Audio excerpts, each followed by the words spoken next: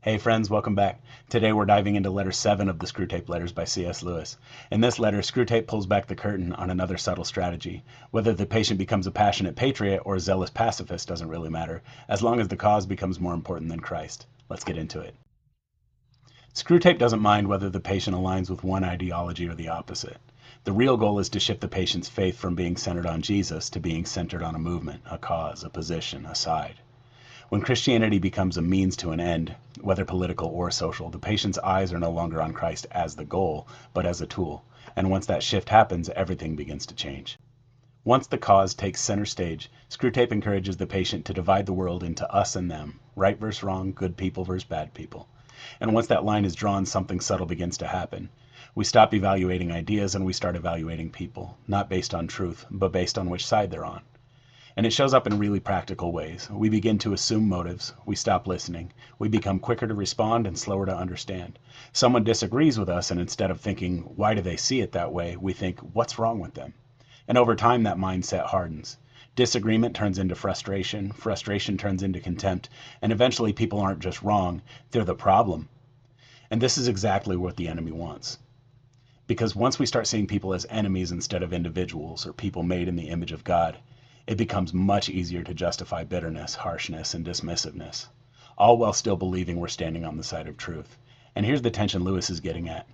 You can be right about an issue and completely wrong in how you see the person.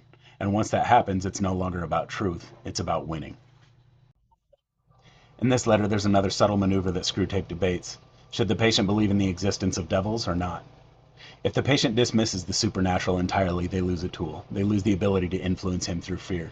But if he believes too strongly, if he actually takes it seriously, he might begin to ask the real questions. He might start seeking truth, and that can lead him closer to God. So the ideal place is right in the middle. Not disbelief and not conviction, but something softer, something vague.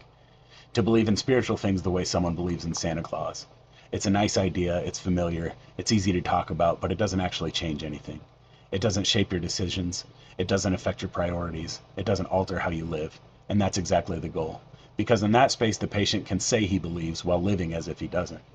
He can acknowledge the existence of something out there while never taking it seriously enough to respond. And this shows up more than we might think. People talk about energy, the universe, forces at work, something beyond themselves but nothing personal. Nothing authoritative, nothing that calls them to change. Because once belief becomes impersonal, it becomes harmless. And Lewis is showing us something really important here. The enemy doesn't just want disbelief, he wants meaningless belief. Belief that sounds spiritual but carries no weight. Belief that's comforting but demands nothing. Because that kind of belief doesn't lead you anywhere, it just keeps you exactly where you are. Screwtape then instructs Wormwood to elevate the cause above everything else. He suggests nudging the patient to believe that pamphlets, demonstrations, and movements are more important than sacraments, prayer, and devotion. Not all at once, but slowly, almost imperceptibly.